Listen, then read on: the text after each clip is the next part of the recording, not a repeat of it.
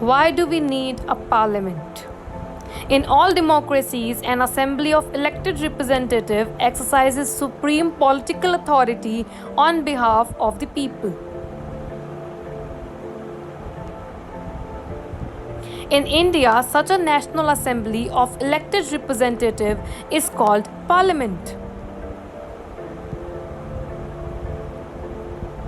At the state level, this is called legislature or legislative assembly. The name may vary in different countries, but such an assembly exists in every democracy. It exercises political authority on behalf of the people in many ways. First, Parliament is the final authority for making laws in any country.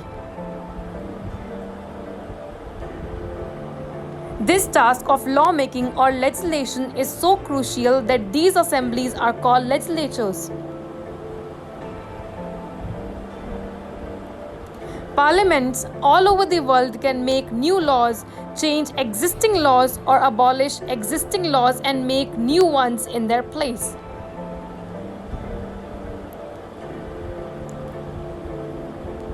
Second, parliaments all over the world exercises some control over those who run the government.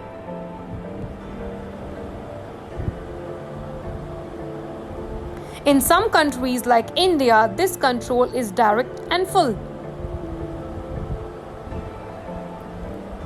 Those who run the government can take decisions only so long as they enjoy support of Parliament. Parliaments control all the money that governments have.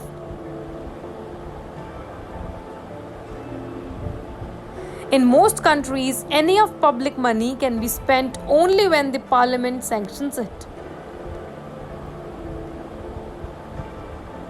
Fourth, parliament is the highest forum of discussion and debate on public issues, national policy in any country. Parliament can seek information about any matter. Good morning, students. How are you all? I hope you all are taking good care of yourself. Okay, students, today also we'll be continuing with our chapter, that is chapter number 27 of Civics, the Indian Parliament Needs and Function.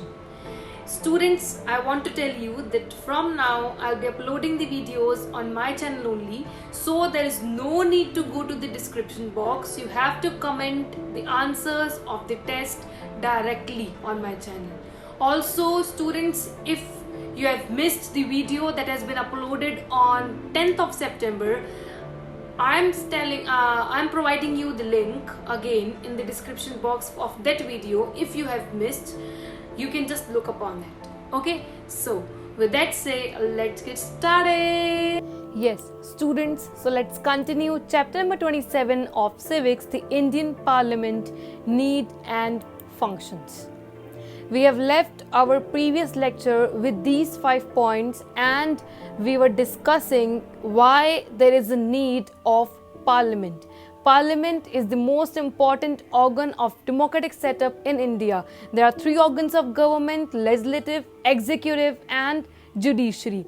Parliament is the supreme legislative body. So Parliament is considered as the most important organ of government.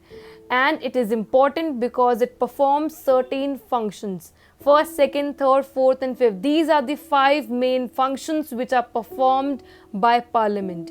Today we'll be discussing each function in detail. First, to select and control the government or executive. Students, you all know that government is also called as executive because government is responsible for executing the decisions or laws which are made by the Parliament. Now the question is how Parliament exercises control over executive. Parliament of India consists of President, Lok Sabha and Rajya Sabha. So we all know that Parliament, the supreme legislative body, consists of President, Lok Sabha or lower house, Rajya Sabha or upper house. After elections, Parliament selects the executive. After general elections, Parliament selects the executive. How? The question is how parliament selects the executive. The party gets majority is free to form the government. See, the party which gets majority will form the government.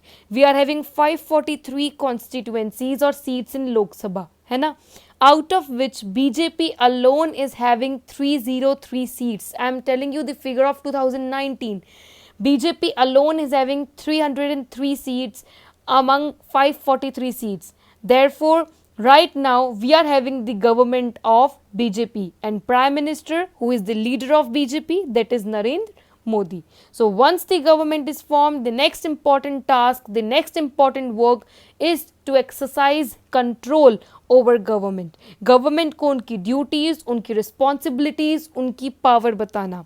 अब आप पूछेंगे कि ma'am ये basics तो समझ आ गए, government की responsibilities क्या है, ड्यूटीज क्या है, ये बताओ. Let's see. First, A point, the government is directly responsible to the parliament for its acts of omission and commission. Government जो है वो पूरी तरह से रिस्पॉन्सिबल है towards parliament. Act of omission means government that the government has failed to do something, या कोई error mistake हो गई है गवर्नमेंट से. एक्ट ऑफ कमीशन मतलब किसी को वर्क असाइन करना या किसी को ऑर्डर देना है. ये तो अगर इनमें कुछ भी गलती हुई फिर गवर्नमेंट के ऊपर वोट ऑफ नो कॉन्फिडेंस का चार्ज लग जाता है. अब आप पूछेंगे वोट ऑफ नो कॉन्फिडेंस का मतलब क्या है. वोट ऑफ नो कॉन्फिडेंस का मतलब है कि गवर्नमेंट अब अपनी पोजीशन से रिजाइन देगी क्योंकि वो कॉन्स्टिट्यूशन के प्रोविजंस के अगेंस्ट गई है. समझे. तो अगर गवर्नमेंट ने कोई भी गलती की है या फिर किसी को वर्क असाइन करने में कोई प्रॉब्लम हुई है जिसको हम एक्ट ऑफ ओमिशन और एक्ट ऑफ कमीशन कहेंगे, अगर इन दोनों में कोई भी मिस्टेक हुई है तो गवर्नमेंट के ऊपर वोट ऑफ नो कॉन्फिडेंस लग जाएगा. वोट ऑफ नो कॉन्फिडेंस का मतलब क्या है कि गवर्नमेंट अपना पोजीशन होल्ड करने के लिए सफिशिएंट नहीं है तो उसको अभी के अभी रिजाइन देना पड़ेगा. तो इसीलिए सबसे पहला इंपॉर्टेंट पॉइंट क्या है, government is directly responsible to the parliament for its acts of omission and commission. इसलिए सबसे बेस्ट काम क्या है कि हमने इतने ट्रेन, हमने इतने एजुकेटेड, इतने एक्सपीरियंस और स्किलफुल मिनिस्टर्स को अगर रखा है तो वो ऐसी ओमिशन और कमीशन में गलतियां ना निकाले, नहीं तो वोट ऑफ नो कॉन्फिडेंस के थ्रू गवर्नमेंट जो है वो हट सकती है. बी पार्ट क्या है, members of parliament can move an adjournment motion on any urgent matter requiring immediate action. Adjournment motion का प्राइमरी ऑब्जेक्टिव होता है कि किसी टॉपिक या मैटर पर अटेंशन ड्रॉ करना. अब अगर किसी भी मेंबर ऑफ पार्लियामेंट को लगता है कि ये मैटर डिस्कस करना जरूरी है तो वो एडजर्नमेंट मोशन पास कर देता है. और अगर वो मैटर सब उस मैटर को एग्री करते हैं, सब बोलते हैं कि हाँ कि हम ये मैटर सच में सफिशिएंट था, सच में नेसेसरी था, कि यस इट इज़ इम्पॉर्टेंट, तो उस डिपार्टमेंट की जिस मैटर में जिस डिपार्टमेंट ने उस पर्टिकुलर मैटर, उस पर्टिकुलर टॉपिक में गलती की है उसको फॉल्टी कहलाया जाता है और जो मिनिस्टर होता है उस डिपार्टमेंट का उसको क्रिटिसाइज किया जाता है. ठीक है, तो ये होता है एडजर्नमेंट मोशन का मेन नेम. एडजर्नमेंट मोशन ने आपको पहले बताया था, एडजर्नमेंट मोशन मतलब क्या करना, विथड्रॉ करना. तो सिंपली जो मेंबर ऑफ पार्लियामेंट होता है वो मीटिंग को एडजर्न कर देता है, मीटिंग को रोक देता है, रोक के ये डिमांड करता है कि मेरे को एक इम्पॉर्टेंट टॉपिक आप लोगों के सामने रखना है. और वो इम्पॉर्टेंट टॉपिक को हर एक एग्री करता है कि हाँ ये वाली एक ऐसी चीज़ है जो कि नेग्लेक्ट की गई एक पर्टिकुलर डिपार्टमेंट से, तो उस डिपार्टमेंट का जो मिनिस्टर है उसको क्या किया जाएगा, उसको क्रिटिसाइज किया जाएगा क्योंकि उसने अपनी मिनिस्ट्री को अच्छे से नहीं संभाला है.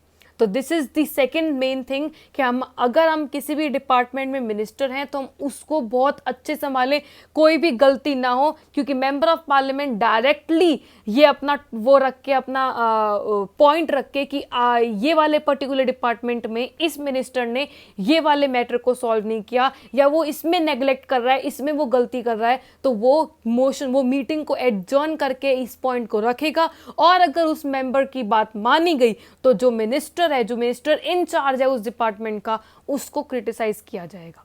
ठीक है, तो ये बी पॉइंट है। C, an hour a day is reserved for asking questions from the government.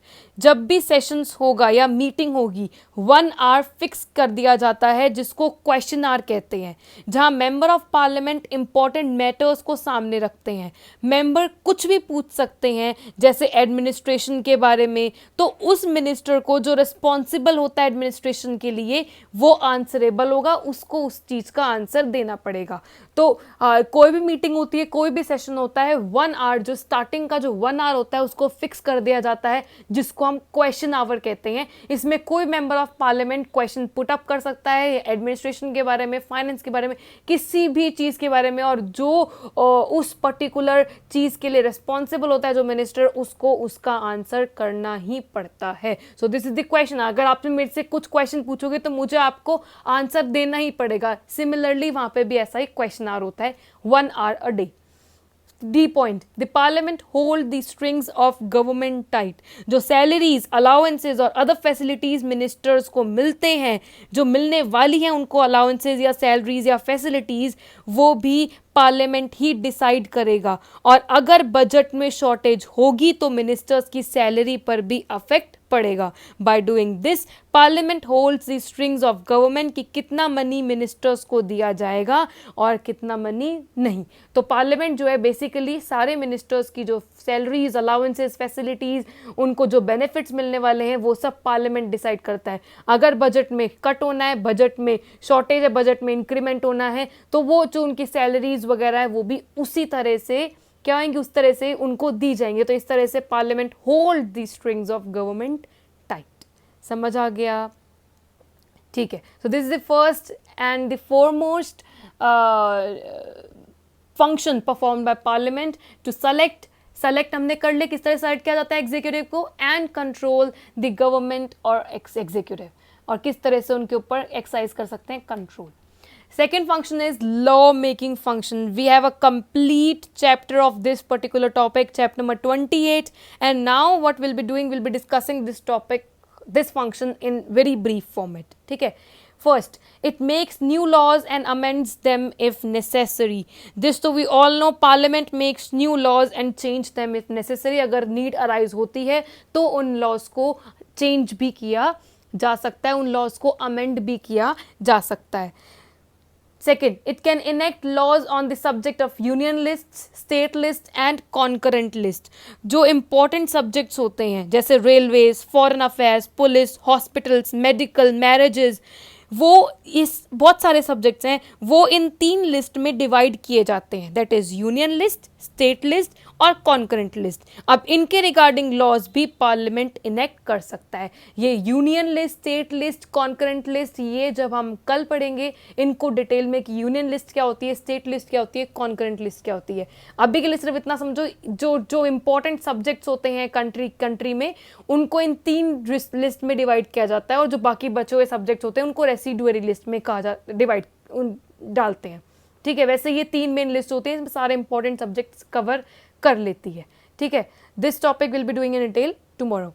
In case of any clash, the law passed by parliament shall prevail. Clash basically concurrent list में आ जाता है, जहाँ power state और parliament के बीच में दोनों में ही divide की जाती है। तो अगर क्लैश के चांसेस आते हैं जहाँ पे स्टेट ने भी अपना व्यू पॉइंट रखा है, पार्लियामेंट ने भी रखा है, तो किसकी मानी जाती है? पार्लियामेंट का माना जाता है। पार्लियामेंट का जो होता है डिसीजन वो फाइनल किया जाता है। Fourth point, the union parliament has sole right to amend the constitution. States की नहीं, पार्लियामेंट की राइट होती है कॉन्स्टिट्यूशन को चेंज करना। कुछ भी अमेंडमेंट आना है, छोटा बड़ा कुछ भी चेंज आना है, वो चेंज कौन लेके आएगा? Parliament. State is not at all having any right to amend और to change the constitution. So this the law making function perform by parliament. Basically laws को बनाना, लॉज को अमेंड करना, लॉज में कोई भी चेंज आना है, वो सब डिसाइड करने वाला कौन है? पार्लियामेंट। ठीक है। Third, control on the national finance. Union parliament is the custodian of national purse. Custodian means protector, controller of national purse. National purse मतलब फाइनेंस। तो यूनियन जो पार्लियामेंट है, parliament is a protector and the controller of national purse. Neither a penny can be spent on any item nor a paisa can be collected by way of taxes without prior approval of parliament. कुछ भी खर्चा करना है तो parliament का approval चाहिए, parliament के approval से ही खर्चा होगा। Third point, the parliament passes the budget of union government. Article 112 के अकॉर्डिंग बजट प्रेजेंट करने वाला तो फाइनेंस मिनिस्टर होता है, जो कि है Nirmala Sitharaman, but it is laid down by the parliament. Fourth point, having power to vote a cut in budget और to reject it altogether. Budget में कट होना है या इंक्रीमेंट होना है, ये सब भी पार्लियामेंट की रिस्पॉन्सिबिलिटी है। ये वाला पॉइंट हम पहले भी कर चुके हैं सेलेक्ट एक्साइज कंट्रोल वाले में। तो ये है control on the national finance, the third important function performed by parliament. Then judicial functions, parliament has certain judicial powers also. काफी सारे जुडिशियल पावर्स भी हैं, कैसी वो देखते हैं। It can challenge the president, a जज ऑफ सुप्रीम कोर्ट और द हाई कोर्ट। जुडिशियल, जब हम जुडिशरी की नाम बात करेंगे, हम तब सुप्रीम कोर्ट और हाई कोर्ट की बात करेंगे, ठीक है। Judiciary means the courts, supreme and high, ठीक है। If they found violating the constitution और गिल्टी ऑफ एनी मिसकंडक्ट। अच्छा, पार्लियामेंट के पास पूरा कंट्रोल है। अगर उनको लगा कि प्रेसिडेंट या फिर सुप्रीम कोर्ट का जज या फिर हाई कोर्ट का जज, if they are guilty of any misconduct, या वो करप्टेड है या फिर वो कॉन्स्टिट्यूशन के प्रोविजंस को वायलेट कर रहे हैं, तो पार्लियामेंट के पास पूरा कंट्रोल है उनको चैलेंज करना कि अगर आपने अब दोबारा से ये वाली मिस्टेक्स रिपीट की तो आप अपनी जॉब से हाथ धो बैठेंगे, ठीक है। Fifth, electoral function. The parliament plays an important role in the elections of president and vice president. Again we are having the complete chapter, किस तरह से प्रेसिडेंट इलेक्ट किया जाता है, किस तरह से वाइस प्रेसिडेंट इलेक्ट किया जाता है। तो पार्लियामेंट का बहुत इंपॉर्टेंट रोल होता है in the elections of president and vice president. This topic also will be discussing in detail in that chapter only, ठीक है। अभी के लिए can you tell me students, who is the president of India? Prime minister Narendra Modi, President Ramnath Kovind, and who is the Vice President? Yes, Venkaiah Naidu, the Chairman of Rajya Sabha. So these are the 5 main functions performed by Parliament. First, to select and exercise control over the executive, then the lawmaking function, then this electoral function, then this judicial function, and control on the national finance. So these are the 5 main functions which are performed by Parliament. Test time. Tell any 2 functions performed by Parliament. Out of those 5, you have to tell me any 2 functions which are performed by Parliament. Okay? Tell me in the comments. You have to directly comment the comment. No need of going to the description box. And now students, I want all of you to comment me the answer. Okay?